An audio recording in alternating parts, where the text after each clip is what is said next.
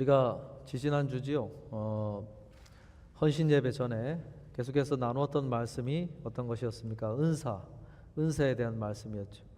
그리고 순데이 때 은사 점검지를 가지고 한번 점검을 해보고 나에게 주신 은사가 무엇이 있겠는가 하고 한번 살펴보는 그런 시간을 가지셨을 것입니다. 어떤 은사가 나왔나요? 여러 가지 은사가 있지요.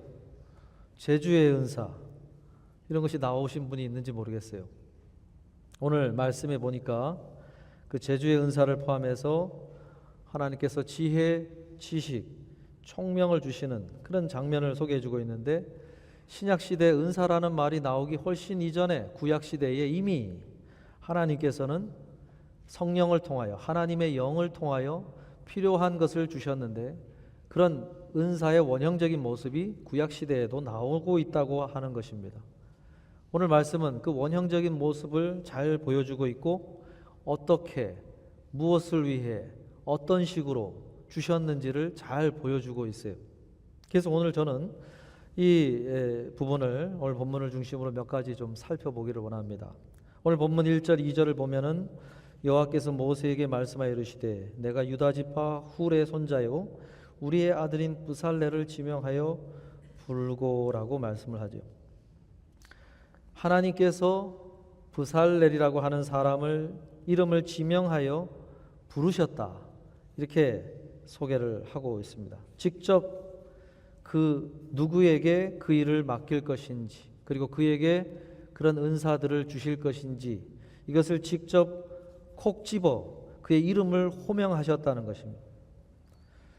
이것을 브살렐의 입장에서 생각하자면은, 이것은 그로 하여금 그에게 분명히 왜 지혜와 지식과 총명과 이런 재주들을 주셨는지 그 이유를 분명하게 인지하도록 하시기 위해서 그렇게 그의 이름을 모두 앞에서 모세로 하여금 지명하도록 하신 것입니다.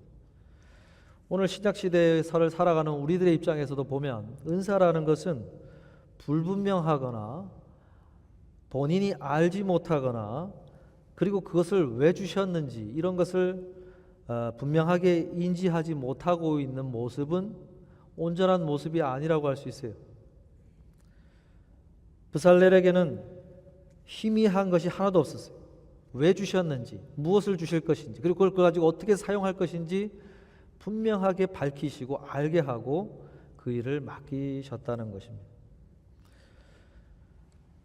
오늘 나에게 하나님이 무엇을 주셨는가, 왜 나는 교회로 부름받아 이곳에 있는가, 이걸 분명하게 알지 못하고 인지하지 못하고 있는 모습은 온전치 못하는 모습이라는 것입니다. 그저 우연히 떠밀려서 사람이 없으니까 그런 식이 아니라는 거예요.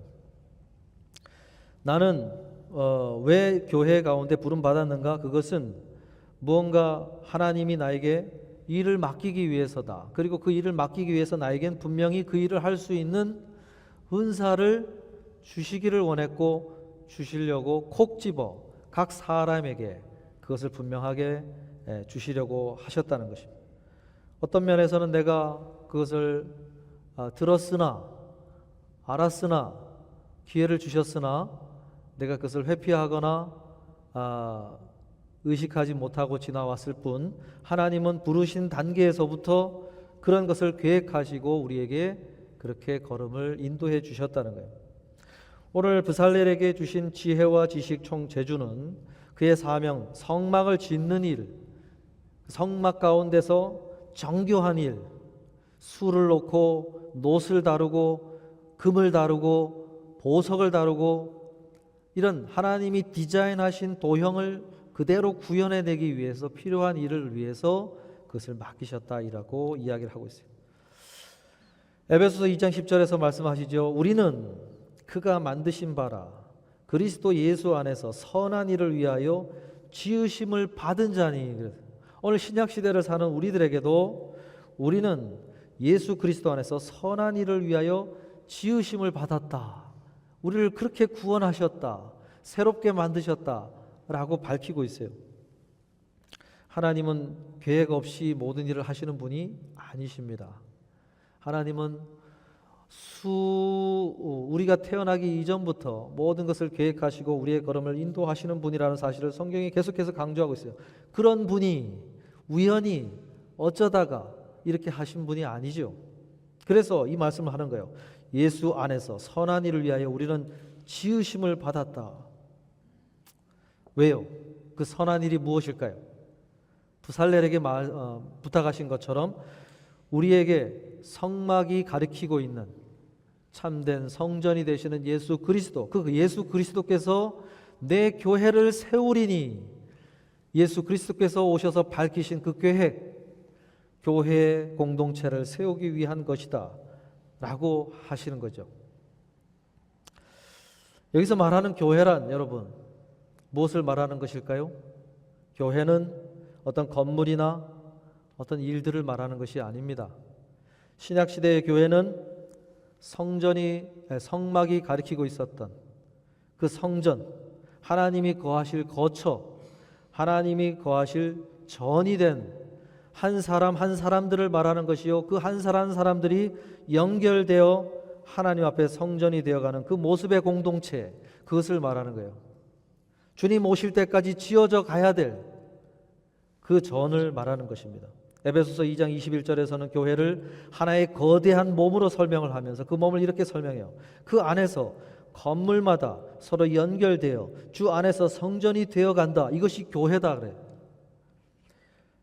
우리 한 사람 한 사람을 건물이라고 부르고 있는 이유는 그것이 하나님이 한 사람 한 사람이 하나님의 영이 거하시는 작은 성전이 되었기 때문이고, 그 성전된 이들이 연결되어 주 안에서 공동체적인 성전이 되어가는 것, 그것이 교회다라고 부르고 있는 것입니다. 그 교회를 짓기 위해서 어느 한 부분을 감당하도록 하기 위해서 우리를 부르셨고, 그 일을 하도록 필요한 은사를 주신다. 이것을 밝히고 있는 거예요. 그렇다는 말은 선한 일이 이 교회 공동체를 지어가는 일에 놓여져 있다는 것입니다. 그 말인즉슨 우리의 사명이 이 일들 가운데 놓여져 있다는 거예요. 오늘 탄자니아 선교사님 오셨는데 우리가 탄자니아로 가서 아프리카로 가서 그 일을 해야 되는 분도 있겠지요. 거대한 하나님의 교회를 이루는데 그 일을 맡기신 분들이 있어요. 그러나 우리 모두에게 그 일을 맡기시는 건 아니에요. 그렇다는 말은 오늘 나의 사명이 어디 있겠는가? 뜬구름 잡듯이 어디가 있겠지. 이렇게 바라보는 것은 옳은 모습이 아니라는 거죠. 우리 앞에 거대한 교회를 짓는 일들 가운데 이것을 나에게 맡기신 사명이 그 교회 공동체 속에 놓여져 있다는 거예요. 우리는 교회 공동체의 일들을 어떻게 바라보고 있는가? 사명의 차원에서 바라보라는 거죠. 사명의 차원에서. 너에게 맡긴 일이 너의 앞에 오늘 이 주에 놓여져 있다. 그것을 사명의 차원에서 그 일을 하라는 것입니다. 그런데 우리는 그렇게 바라보지 못할 때가 참 많습니다. 그렇기 때문에 그것을 사명의 차원이 아니라 어떤 다른 차원의 일들로 바라보고 일을 하기 때문에 보람을 많이 못 느끼고 주님 앞에 섰을 때 이 일들을 가지고 내가 서리라 하는 마음이 없는 것이죠. 오늘 말씀은 그렇지 않다고 이야기합니다. 그런데요, 이 은사를 어떻게 주시는가 보니까 본문 3절에 보니까 하나님의 영을 그에게 충만하게 하였다 그랬어요. 그런 다음에 지혜가 나오고 지식이 나오고 재주가 주어지는 방면이 나오고 있어요. 그것을 주시는 모습을 언급을 하고 있어요. 무슨 얘기입니까? 은사는 하나님의 영이 주시는 것이라는 것을 알려주는 것이고, 그 하나님의 영이 우리 가운데 충만히 임하실 때, 거하실 때 주어지는 것이다 라고 소개를 하고 있습니다. 찬양을 하는 이가 은사 차원에서 그 사명의 차원에서 그 일을 한다면 어떤 모습이 있어야 되냐면 그 마음에 성령의 감동하심이 있어야 돼요. 찬양을 부를 때 성령의 감동하심이 있어서 그 찬양을 불러야 그것이 사명의 차원에서 은사의 차원에서 하고 있는 것입니다. 성령이 충만한 가운데 부살렐이 그 일을 하면서 심히 지혜가 필요하고 재주가 필요하고 정교한 일이 필요할 때 하나님의 영이 강하게 감동하심으로 그 일을 해 주셨기 때문에 그것이 하나님의 디자인한 대로 나올 수가 있었던 거지요. 그렇지 않았다면 할 수가 없었을 거예요. 그들이 성령의 감동하심을 위해서 일을 중단하고 회의를 날마다 중간중간마다 했습니다. 그래서 때로는 모세를 불러다가 너가 들은 바가 어떠한 것이냐? 우리가 지금 이렇게 작업하는 것이 맞는 것이냐?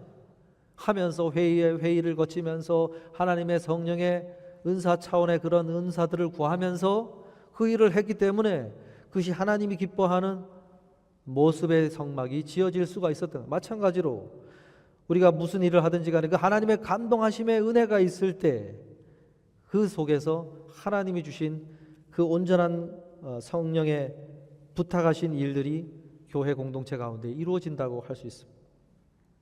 은사가 주어지는 것도 성령이 주시는 것이요, 그 은사가 사용되는 과정에서도 하나님의 영이 함께해 주실 때에 바르게 온전히 그것이 이루어지는 것입니다. 그 말인즉슨 성령 충만이라는 것이 중요하다는 거예요. 성령 충만이란 다르게 얘기하자면 성령님이 우리의 마음에 기쁘게 동행하시는 상태를 말하는 거예요. 하나님 성령이 우리에게 있으면서 근심하시고 있는 상태가 아니라 우리의 마음에 기뻐하시는 상태로 우리와 함께 하시는 상황을 성령 충만함이라고 부를 수 있습니다. 그런 면에서 경건 생활이 참 중요한 이유가 성령님이 나를 동행하실 때 기뻐하시는 상황 가운데서 일들을 해야 되는데 그러지 못하죠. 그러지 못하면 일들이 어떻게 되어지겠습니까? 하는 이도 힘들고 성령도 기쁘지가 않고 그런 모습으로 일들을 해가는 모습이 생겨나는 것이죠. 오늘 본문 6절에 보면 내가 또 단 지파 아히사막의 아들 오홀리압을 세워 그와 함께하며 지혜로운 마음이 있는 모든 자에게 내가 지혜를 주어 그들이 내가 내게 명령한 것을 다 만들게 할지니 그래 말씀해요. 오홀리압이라는 사람을 또한 세우셨고 또한 지혜로운 마음이 있는 모든 자에게 지혜를 주어 그들을 세워서 그 일들을 같이 하게 할 것이다. 그런데 재미있는 표현은 지혜로운 마음이 있는 모든 자에게 내가 지혜를 주어, 지혜가 두 번이 나와요. 근데 그 앞선 지혜는 이미 그들이 가지고 있는 것으로 표현을 하고 뒤에 나오는 지혜를 주겠다고 하실 때 지혜는 그들에게 없는 것을 주시는 것으로 표현을 해요. 그러니까 하나님이 이 일들을 위해서 은사를 주시는데 어떤 이에게 주신 거예요? 어느 정도 애굽에서 금속을 다루고 옷감을 다루고 금을 다루고 보석을 다룰 수 있는, 그리고 나무를 어느 정도 다룰 수 있는 경험이 쌓여 있고 훈련이 되어 있고 배움의 지식이 있는 사람들에게 거기에 플러스 알파의 지혜를 더 주셨다는 것이죠. 그래서 은사라고 하는 것은 재능 아니에요. 세상에서 배운 기술도 아니에요. 경험도 아니에요. 그런데 하나님이 그 위에 플러스 알파의 지식과 지혜와 총명을 주셨을 때 그것이 은사가 되는 거예요. 하나님이 그래서 어떤 사람을 사용하기를 원하시겠습니까? 세상에서 직업적으로나 교육적으로나 어떤 그런 걸 훈련을 한 사람들, 재능이 또 좀 있는 사람들을 사용하기를 원하시기는 하나 그것만으로는 하나님의 교회 공동체를 이루는 데 사용되어질 수 없다는 것이죠. 플러스 알파의 지혜, 플러스 알파의 총명이 있어야 그것을 교회를 세우는 은사 차원의 그 교회를 위해서 이루어질 수 있는 지식이요, 지혜요, 은사라고 소개를 해주는 것입니다. 더구나 4절에 보니까 정교한 일을 연구하여라고 이런 표현이 나오는데 무언가 이 말은, 이 단어는 무언가 계속해서 그 일을 해내기 위해서 생각하고 곰곰이 노력하고 에너지를 쏟는 모습을 소개한 거예요. 곰곰이 생각하고 그것을 해내기 위해서 연구를 하고 시간을 보낸다는 것은 시간과 열정이 있어야만 가능한 일이죠. 그러니까 세상에서 배운 교육도 받았고 재능도 있고 그쪽에 직업군도 있어서 그 일들을 할 수 있는 어떤 어느 정도 역량은 갖췄으나 그런다고 교회를 할 수 있느냐? 못하지요. 왜 못합니까? 그걸 하기 위해서는 지속적으로 거기에 내가 시간을 쏟아야 되고 에너지를 쏟아야 되고 열정을 해서 정교하게 생각하고 뭔가 연구하는 에너지를 쏟아야 되는데 그 할 마음이 생겨야 되는데 그게 안 생기면 못하는 거예요. 여러분, 교회 안에 보면 저 사람은 할 수 있는 충분한 능력이 있어. 그런 분들 얼마나 많습니까?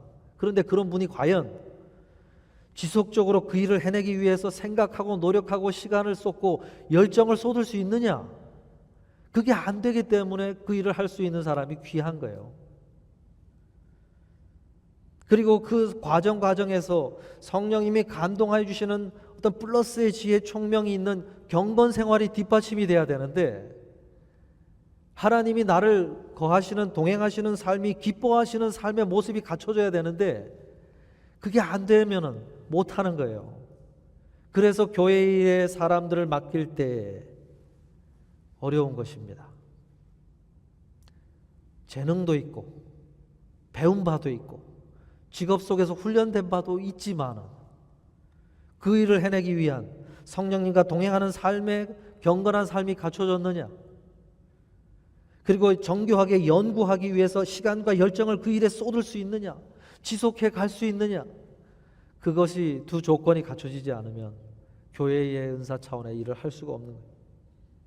그래서 내가 원래 가졌던 인간적인 지식과 경험 차원의 일은 시작은 할 수 있으나 그 일 마지막까지는 못 가는 일이 비일비재하게 벌어지는 것입니다.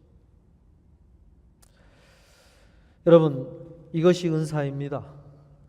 그리고 그것이 교회 공동체 가운데 하나님이 일을 맡기기 위해서 사람을 지명하여 그 일을 맡기시는 사람들입니다. 그래서 역량은 비슷한 듯하나 하나님이 지명하여 부른 그 은사의 차원에, 사명의 차원에서 그 일을 맡아서 해가시는 분이 있고, 반면에 역량은 비슷하나 그 일을 하지 못하고 지속하지 못하는 경우들이 거기서 차이가 나게 되는 것을 알 수가 있어요. 고린도전서 15장 58절에 보면, 그러므로 내 사랑하는 형제들아, 견실하며 흔들리지 말고 항상 주의 일에 더욱 힘쓰는 자들이 되라. 이는 너희 수고가 주 안에서 헛되지 않은 줄 알미라. 고린도 교회 성도들이 지속해 가는데 문제가 생겼다고 소개를 하고 있어요. 맡겨진 바를 처음에 받을 때는 너무 좋았습니다. 이것 하겠습니다. 저거 하겠습니다. 그런데 흔들리고 있어요. 지속하기가 어려워지는 걸음이 생겨났을 때 바울이 이렇게 권면하는 것입니다. 그러므로 내 사랑하는 형제들아, 견실하며 흔들리지 말라. 흔들리지 말라.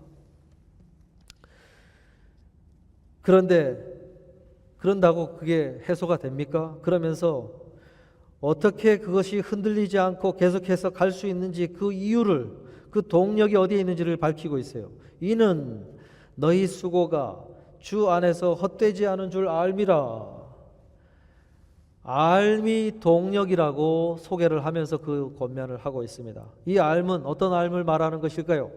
고린도 교회 성도들 모두가 알고 있는 부활하신 예수 그리스도께서 약속하신 것들에 대한 소망, 너희들에게 그 부활하신 주님께서 약속하셨던, 너희들이 감격했던, 너희들이 감동함으로 헌신했던 그 소망, 그 알미 있지 않느냐?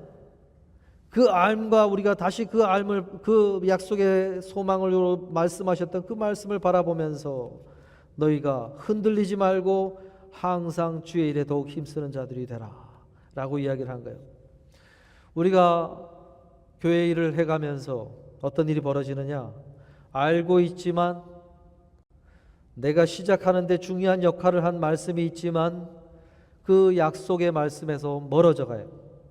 점점 멀어져 가서 다른 종류의 마음이, 다른 종류의 생각이 그 마음의 자리에 차지를 하고, 그러다 보니 우리가 처음에 걷게 만든 그 소망을 잃어버리고 다른 종류의 마음 때문에 이 일들을 바라보니까 흔들리기 시작해.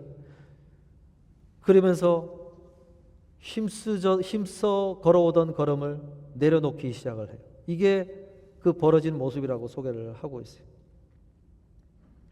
만약에 너희가 다시 그 소망의 말씀과 연결된다면, 너희들의 마음이 그 말씀과 연결된다면, 그 소망을 다시 품게 된다면 다시 너희는 더욱 힘쓰는 자들이 될 수 있을 것이다. 이렇게 말씀을 하고 있어요.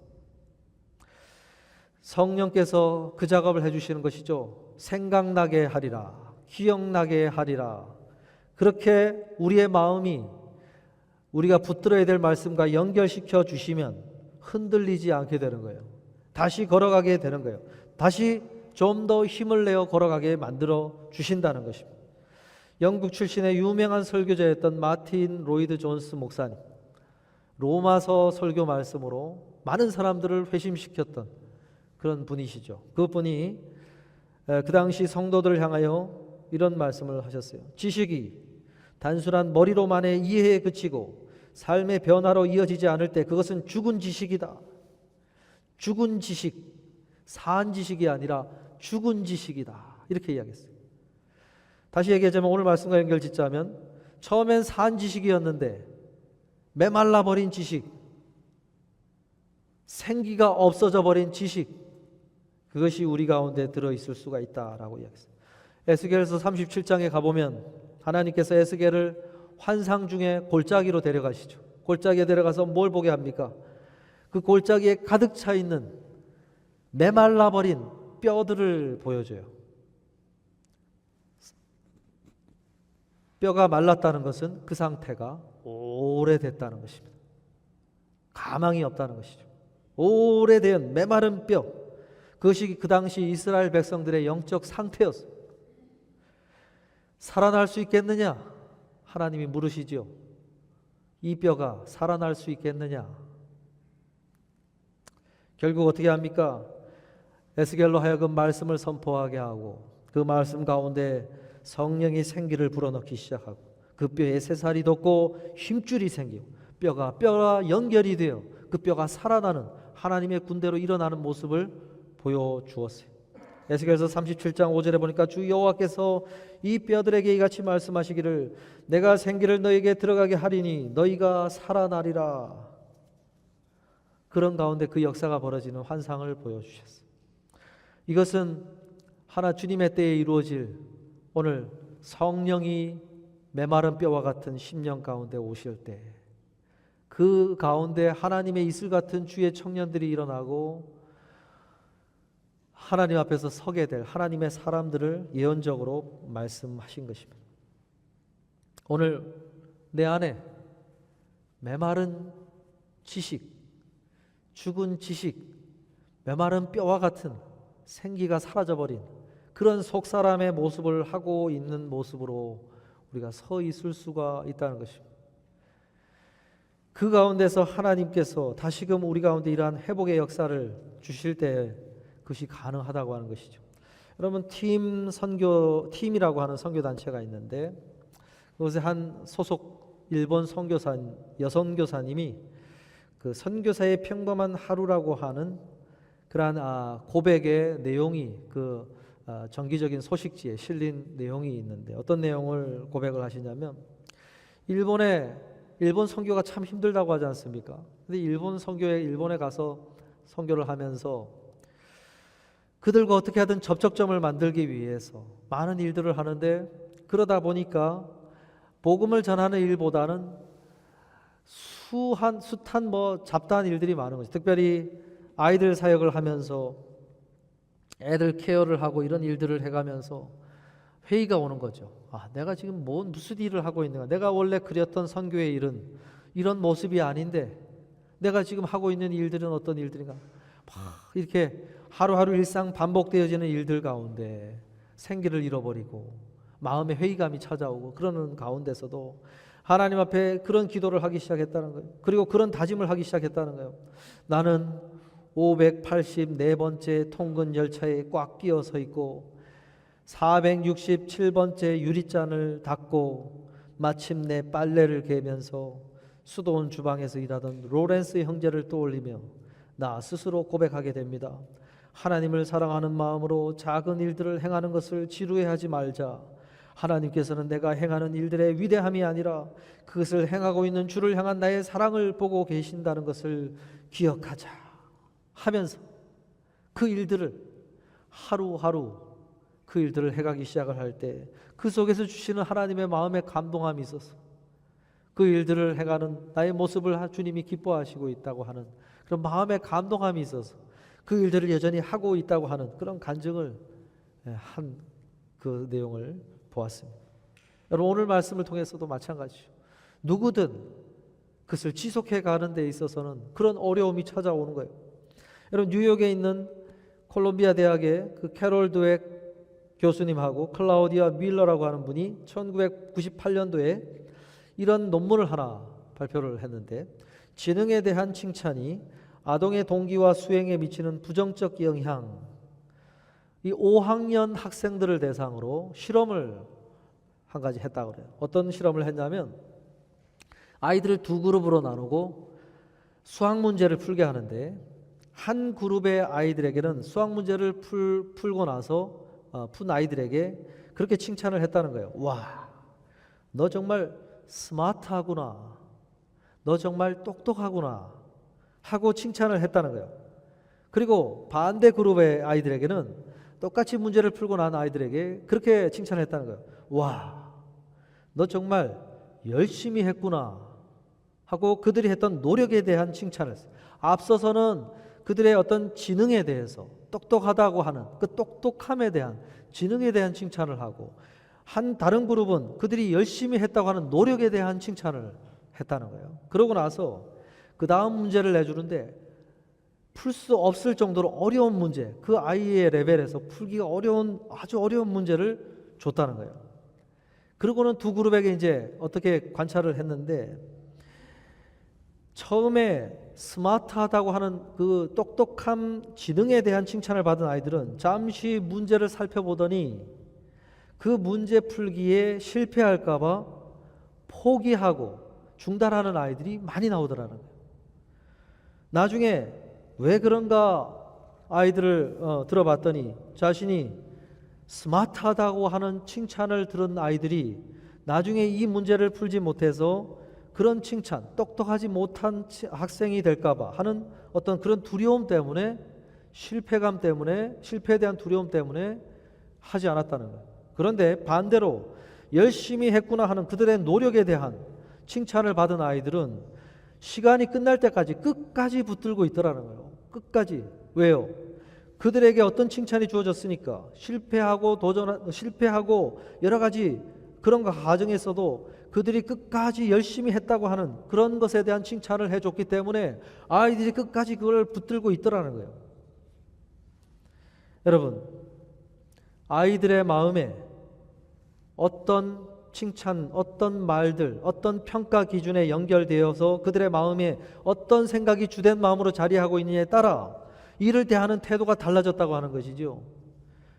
마찬가지로 여러분, 모세에게 하나님께서 일을 맡기실 때 출애굽기 4장에서 가라, 너를 통해서 이스라엘 백성들을 내가 구원하리라, 그렇게 일을 맡겼을 때 모세의 반응은 어떤 것이었습니까? 출애굽기 4장 10절 12절에 모세가 여호와께 아뢰되 오 주여, 나는 본래 말을 잘하지 못하는 자니이다. 주께서 주의 종에게 명령하신 후에도 역시 그러하니 나는 입이 뻣뻣하고 혀가 둔한 자니이다. 여호와께서 그에게 이르시되 누가 사람의 입을 지었느냐? 누가 말 못하는 자나 못 듣는 자나 눈 밝은 자나 맹인이 되게 하였느냐? 나 여호와가 아니냐? 이제 가라. 내가 내 입과 함께 있어서 할 말을 가르치리라. 모세가 하나님이 그 말씀을 들었을 때 어떤 생각으로 꽉 차 있었다는 거예요. 리더가 되기 위해서 필요한 스피치와 연설, 이거는 제가 못합니다. 제가 그것에 말이 어눌한 사람입니다 하는 인식이 꽉 차 있었다는 거예요. 이 인식은 어디서 생긴 걸까요?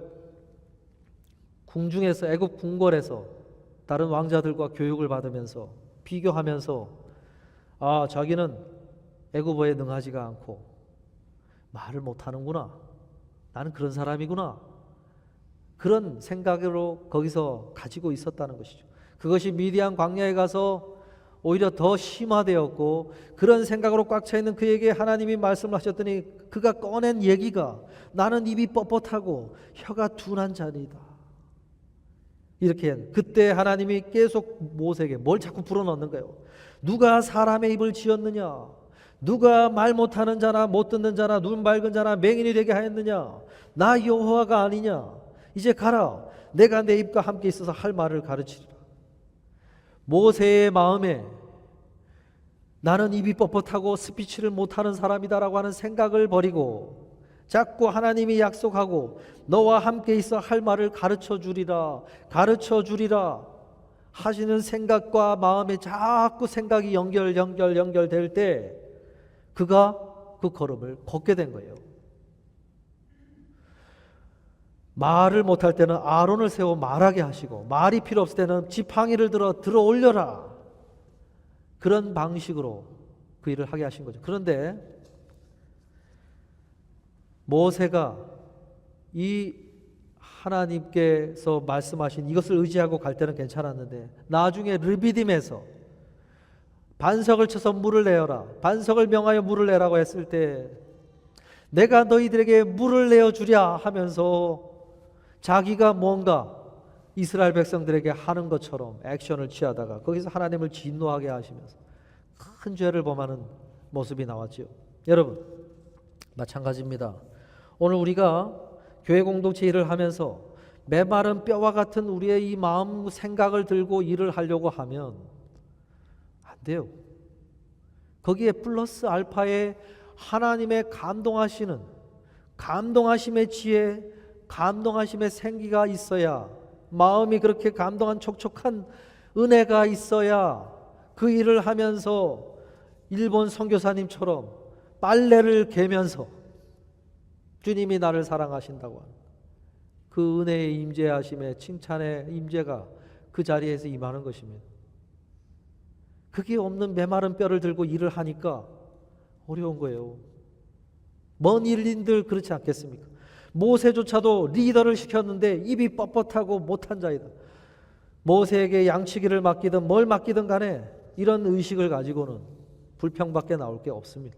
오늘 여러분 우리에게 하나님이 일을 맡기신다고 하는 이 사실을 기억하면서 플러스 알파의 은혜, 플러스 알파의 지혜, 그리고 나에게 무엇을 사명으로서 주셨는가 이것을 기억하면서 여러분 오늘 모든 일들을 해가셔서 주님 앞에서 그 일을 맡기신 주님께서 나중에 묻지 않겠습니까?